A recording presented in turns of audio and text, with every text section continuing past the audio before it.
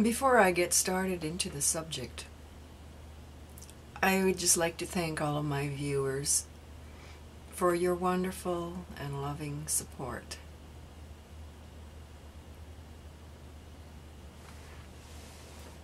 I'm really amazed at all your interest in my work.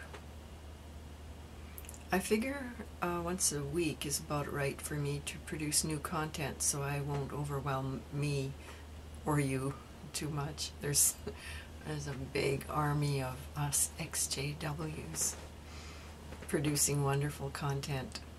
We have to, it's like, we need to pace ourselves. That's how I feel. I have a difficult enough time keeping up with my own busy brain. It seems to be attempting to make up for all those years my brain has been checked at the Kingdom Hall door or someplace like that. Maybe the religion just had my brain on pause. I don't know. I don't know for sure, but I must say it's nice to have a functioning brain once again. How about you? Anyway, what I'm trying to say is thanks for the overwhelming support from my viewers. I really appreciate it. One of my blog viewers inspired this video. She wrote a comment explaining a rather odd behavior in her family. While her side of the family is not Jehovah's Witnesses, her husband's side was raised in the religion, but her hubby was never active as a Jehovah's Witness. POMI, P-O-M-I, permanently out, mentally still in the box. On the other hand, she is very comfortable and relaxed with the immediate side of her own family.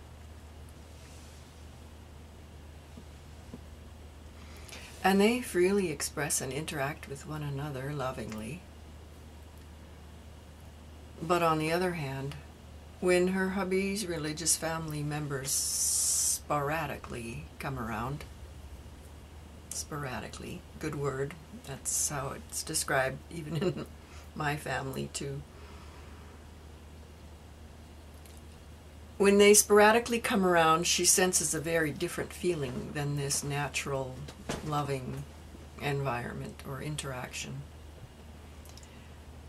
What she describes is a stiffness and artificiality, a feeling that she must watch herself.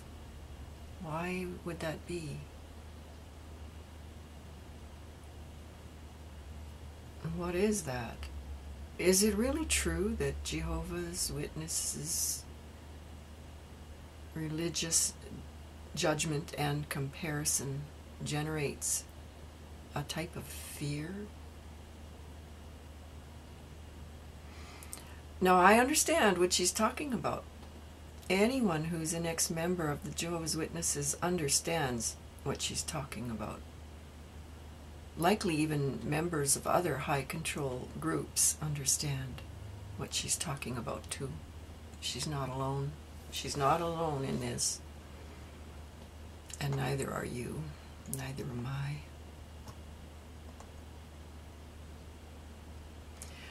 I understand what she's talking about. And I have a theory of what's happening. Basically, her own family members don't judge one another. They love each other freely and unreservedly, unconditionally. But on the other hand, hubby's family members are psychically split into the believers, the non-believers, and even a shunned family member. The believers don't necessarily preach to the non-believers during these interactions, yet there is a sense of being watched. Watched for what?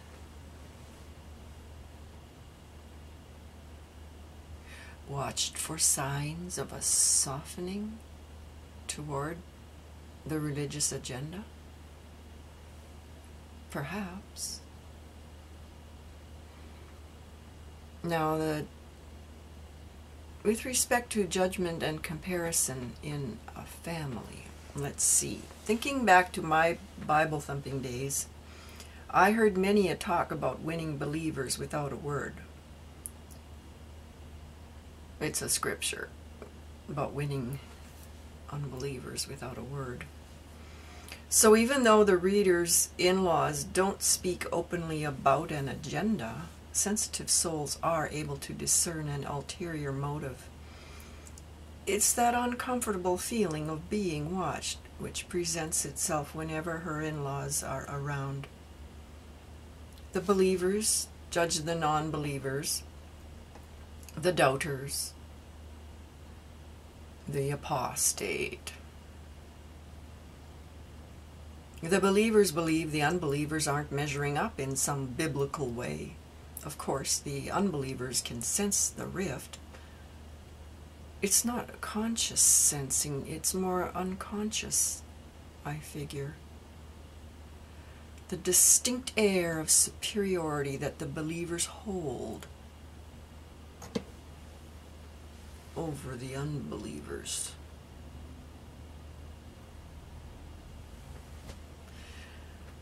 The apostate, well, that's a whole other story.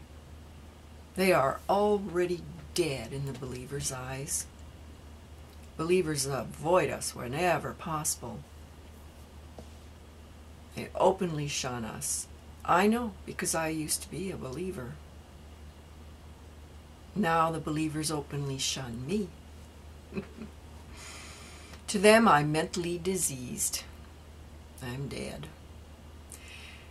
JW's attempt to project their religious judgment and comparison, which has the potential to generate fear.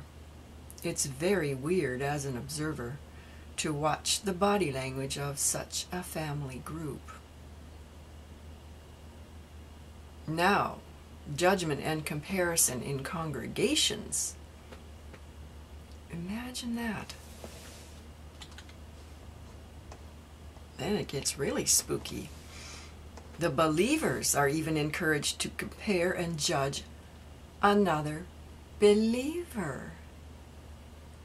I heard a talk once back in my JW days in which the congregation was compared to a wheel. Does anybody else remember this illustration?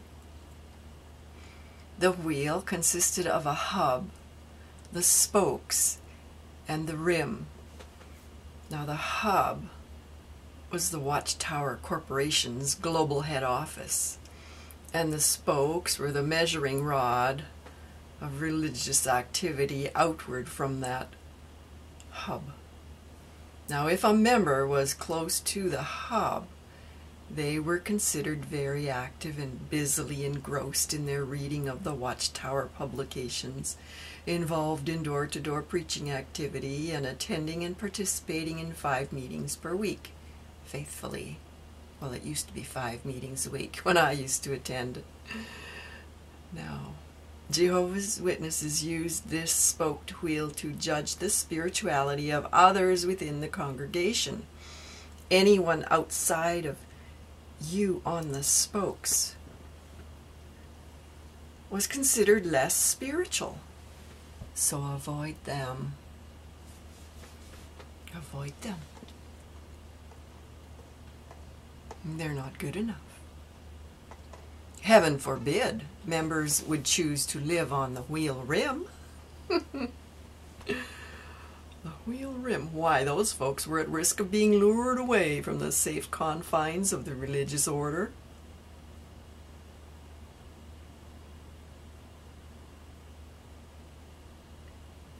Pomos. No, PMOs. Physically in, mentally out. So they still attend, but they're on the rim. Rim of the wheel, of the spoked wheel. But the talk went even further by suggesting that members on the spokes should focus intently on moving ever closer toward the hub. Oh, I hate that should word. Ugh. Somebody else's rules. Watchtower organization, Watchtower corporations, rules.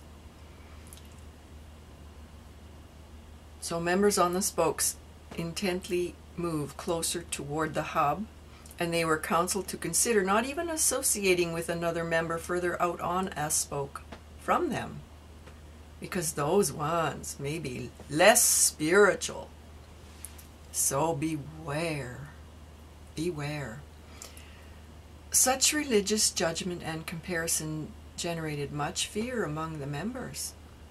The inner hub was even encouraged to report, imagine that, report on outer hub members about any activity they considered less spiritual. The fear was palpable, kind of like in George Orwell's book, 1984.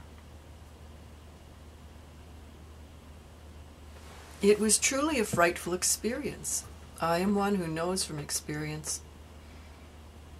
Who knew that George Orwell could be describing what goes on in the kingdom halls of the Jehovah's Witnesses? I find that fascinating. Outsiders, people who never experienced that type of treatment, could not possibly comprehend how dreadful the spying might feel, as they likely have no such frame of reference.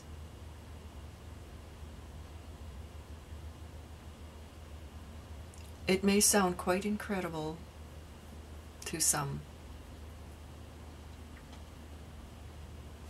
Now, case in point. I figure the reader who wrote about her experiences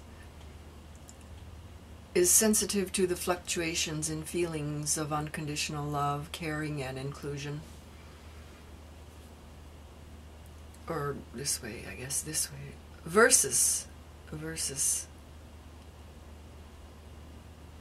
the energy of judgment and comparison, generating fear that was genuinely going on between her hubby's family members. Now again, I say it's not necessarily a conscious sensation, but it's very real nonetheless. And especially if you are aware of it, you can't help but see it.